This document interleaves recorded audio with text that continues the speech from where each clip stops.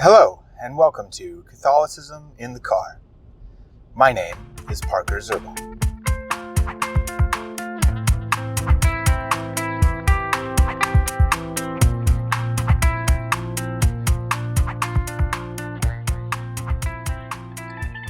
Alrighty, everybody. I hope you are all doing well.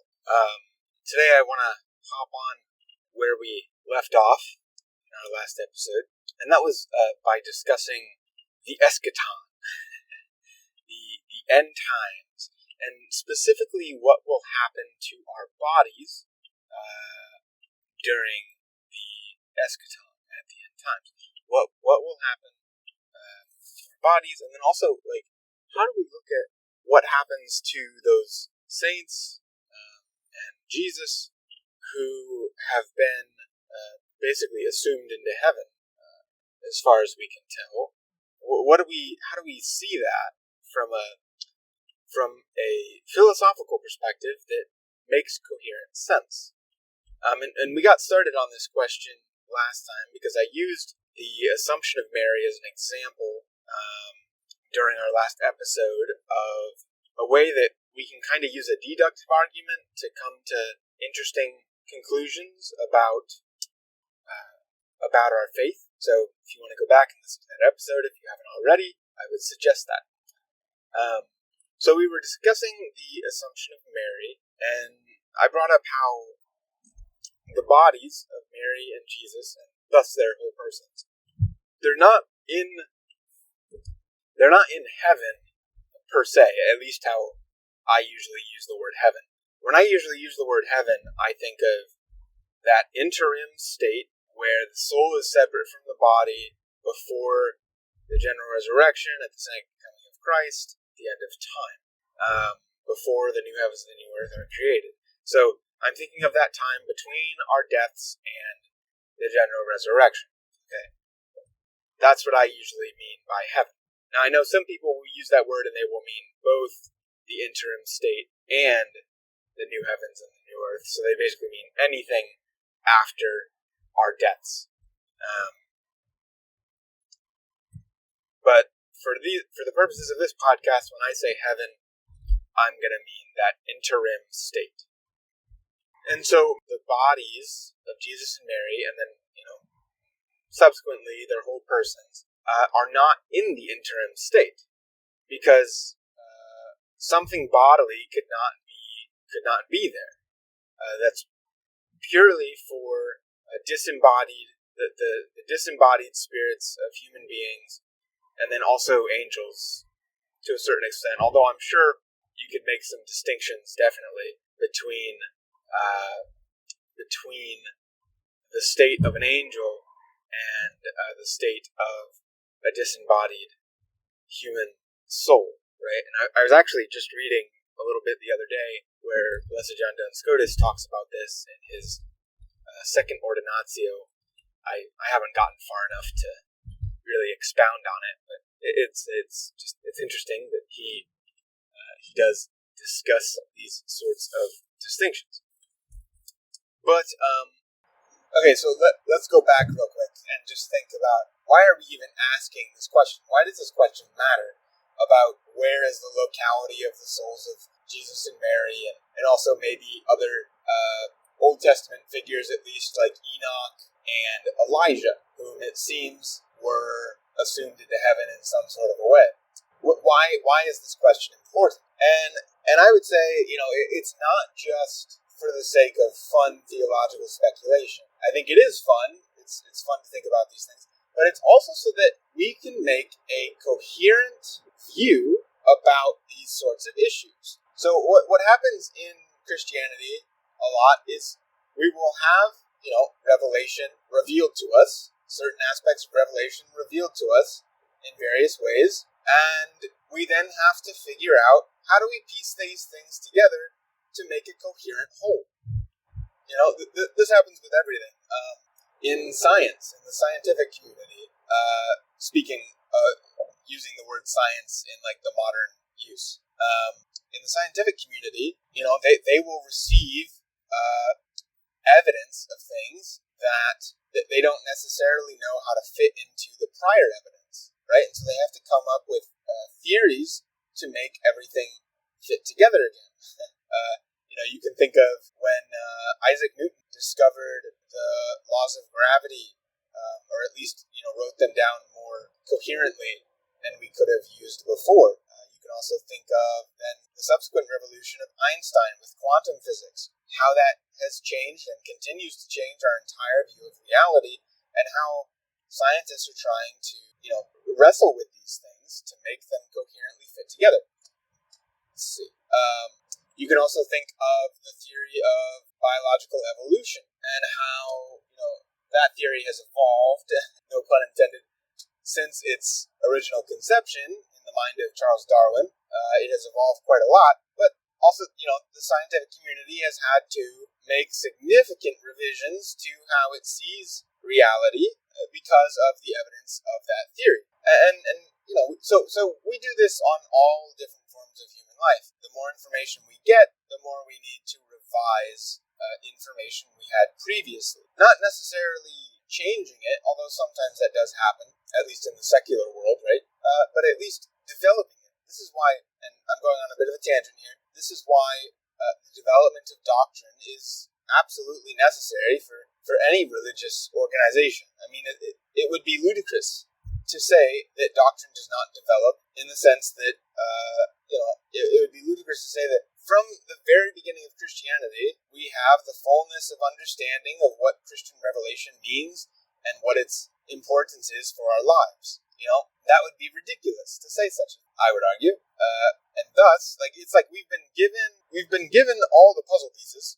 The apostles had all the same puzzle pieces that we have today. We just have to arrange them in the correct order, is kind of an analogy that I would use. So, this question of what do we do about the bodies of Jesus and Mary, this whole idea of revelation that we have, Jesus' body being, Jesus with his body ascending into heaven, right? And Mary with her body being assumed into heaven. Where do those bodies go?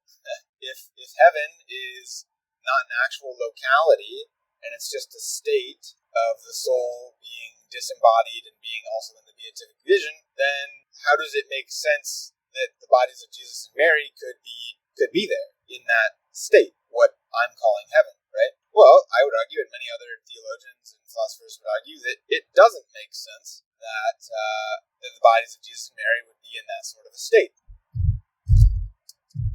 So therefore, the next logical thing would probably be to say something like the bodies of Jesus and Mary are locally in the new heaven and the new earth, particularly the new earth, because their bodies would need to be there in a locality, right?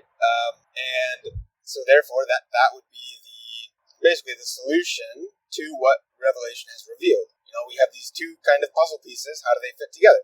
We have the puzzle piece of Jesus' ascension into heaven and Mary's assumption. And we also have the puzzle piece of the new heavens and the new earth at the end of time. We have the puzzle piece of our idea about human nature and us being bodily creatures, right? So how does this all fit together? Well, it seems pretty coherent to say that the bodies of Jesus and Mary, and thus their whole persons, would be present in the new heaven and the new earth in that time. Now what's interesting about this is from our point of view right now, the new heavens and the new earth are in the future. If we're seeing time as linear, as a timeline, right? But what's interesting is Catholics have not always seen time as linear per se. I mean, there's always been a view that time is probably a little more cyclical or circular than might at first be apparent, at least from the point of view of God. Time can be considered as being a little more cyclical, meaning like circular. And this has a lot of implications upon how we view quite a bit of philosophy and theology within the Catholic Church. For example, our current understanding, as far as we know, of the holy sacrifice of the Mass is that it is the one sacrifice of Jesus Christ on the cross in 33 AD, or whatever actual year it was, right? It is that one sacrifice that is represented through time, basically through the eternity of God. That one sacrifice is represented to us today and all throughout the ages. And that's because, in a certain sense, we we view time as cyclical or circular. And in a very real sense, I think it can be said that the cross of Christ, if you picture, a circle, the cross of Christ is almost like at the center point of that circle, and it can radiate out into any point along that circle. This is just kind of a way I've found it is easy to visualize this whole concept. And the reason for this is because, so think about it. You have the beginning of time being the creation of the universe, right? Genesis chapter 1, the creation of the universe. That would be, you can think of the beginning of the timeline if we're thinking linearly here. And the end of the timeline could be the destruction of this world, this universe, at the end of time. And we know from science, it seems pretty clear right now, at least from physics at least, that, in my understanding, that the world has a beginning and will have an end. It seems, the world, the universe as we know it, is not eternal, right? However, I think in God, you can kind of bring, if you're thinking about that timeline, you can bring the beginning of that timeline, Genesis 1, and the end of that timeline, which would be, you could kind of say like the last chapter of Revelation, of the book of Revelation. You can kind of bring the beginning of the timeline and the end of the timeline, and you can kind of wrap them up to create a circle, right? Maybe this is just me being a doofus and thinking about this in this way, but it might be helpful for you. So you can wrap those up and turn them into a circle. Is kind of how I think about it. And, in God, the beginning of this universe and the end of this universe are kind of similar points. And if you think about it, the original sin, it kind of broke the timeline in a certain sense. Because the original sin, it like made a rift in reality by offending the eternal God, by trying to make a rupture in eternal God, in the eternal one. And I've discussed this in past podcasts. I think it was like 3 or 4 episodes ago that I discussed this concept in particular of like what sin actually does. So it kind of like created this rift in reality, and it was only the cross of Christ that could heal that rift, because we're human beings, and we made an infinite offense against the infinite God. Any offense against the infinite God is an infinite offense, because it kind of makes a rift in God in a certain sense, at least in a relational sense. And a rift in an infinite line can be considered an infinite rift, an infinite break. Once you break an infinite line, right, it's no longer an infinite line, and you need infinite power to repair said break. So from the standpoint of humanity was the party in that relationship that committed the offense, and so humanity was the only one that could provide restitution for the offense. But yet only infinite power and infinite love could repair the damage done, and so God was the only one who could actually heal that offense, the rift that had happened. And so you need some sort of combination of God and man to actually heal sin, And this is actually an argument that St. Bonaventure makes in his Breviloquium. I think it was chapter 4 on the Incarnation. And I'm paraphrasing here, basically. I'm kind of riffing off of it as well. But he does make a very similar type of an argument. And I think a very salient argument, for that matter. So this rift was occurred, and is still occurring, and basically, is occurring throughout the entire timeline. There was that little bit there where between Genesis chapter 1 and Genesis chapter 3 there was no sin, but for the most part, for this entire timeline, there has been sin, which is that rift in reality. And thus the cross of Christ, in order to repair that sin, in order to repair sin in general, the cross of Christ needs to be applied throughout the entire timeline. So, you could think of it, as, if you're looking at it linearly, the cross of Christ then kind of reaching out to every point along the line and healing all the different rifts in it, right? All the different breaks in it. You can also think about it in a circular way, a cyclical way, where the cross of Christ is the center of the circle, and it radiates out to every point along said circle to heal all those breaks, all those rifts. So, going back, why do I find this whole cyclical part of the timeline to be an interesting point in relation to the topic of Jesus and Mary's bodies and all that kind of stuff? Well, we were talking about how, in a very real way, the bodies of Jesus and Mary and possibly other saints like Enoch and Elijah are in the new heavens and the new earth, in a sense, right now, although from our vantage point, that's in the future, because that aspect of reality has not yet been created, at least as our timeline goes, right? I mean, I guess you could look at it as maybe there's two different timelines, which, is not foreign to our modern way of thinking, at least since the introduction of quantum mechanics in physics. But so you could think of it as two different timelines as well, which is another interesting point. But like in the eternity of God, time does not exist. Time is only from the vantage point of non-eternal beings. So angels, in a certain sense, experience time, because they had a beginning, so they experience time, although probably much differently than we do. And then human beings experience time in the sense that we do have a beginning. And so, like this whole idea about Jesus and Mary and possibly others being in that future place of the new heavens and the new earth, it's not as difficult, if you're looking at salvation history in this cyclical sort of a way. And I think it's actually quite a helpful way to look at it, and really quite revelatory. It's quite revelatory when we look at history in this sort of a way, when we look at particularly salvation history in this sort of a cyclical way, or we try to look at it from God's point of view. And we can see how all these various connections make sense, particularly how the cross of Christ relates to all of it, and it makes a lot of theology, it connects a lot of dots, I think, particularly with the cross of Christ and the Mass, and then also, this whole issue with the new heavens and the new earth. And I also think, looking at it from the standpoint of our own souls, and I've talked about this, that I kind of believe in a corruptionist point of view where our soul will, of course, live on in that interim state between our bodily death and the general resurrection. But our person won't necessarily, and because we don't have our bodies, we won't necessarily have experiences per se, because we need our bodies to have experiences, I would argue. And so what we're going to experience is that once we die on this side of the veil, right, the first thing we're going to wake up actually experiencing is the general resurrection at the end of time.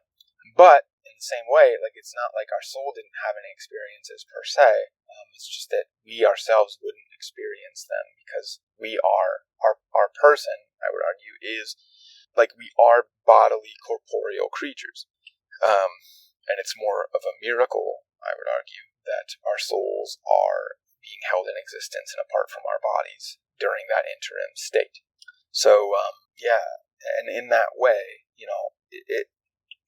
it's I think it's helpful to kind of view things in this sort of cyclical kind of a way. Like, yes, my soul would exist for those, hundreds or thousands of years or however long it is that my soul would be in the interim state, but to me it would kind of feel like the snap of a finger or the blink of an eye.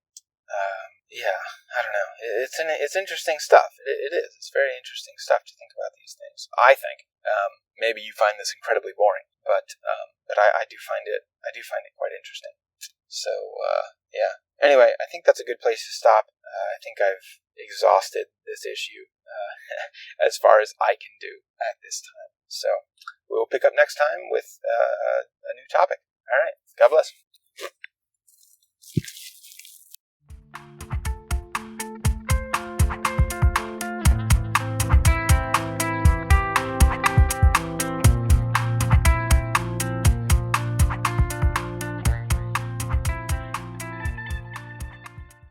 Real quick, please feel free to subscribe to any of my podcasts on any of the podcast players. Find me on YouTube. Please subscribe. Like me on Facebook, like the Catholicism Car channel on Facebook, Twitter, Instagram. We're all there. Catholicism Car. And then I also have a Patreon account if you wish to support what I do at this podcast and this YouTube channel. And you can also support us on Anchor.fm. There's a support button there you click on. I also have links to all this on my website's support page at www.catholicisminthecar.com.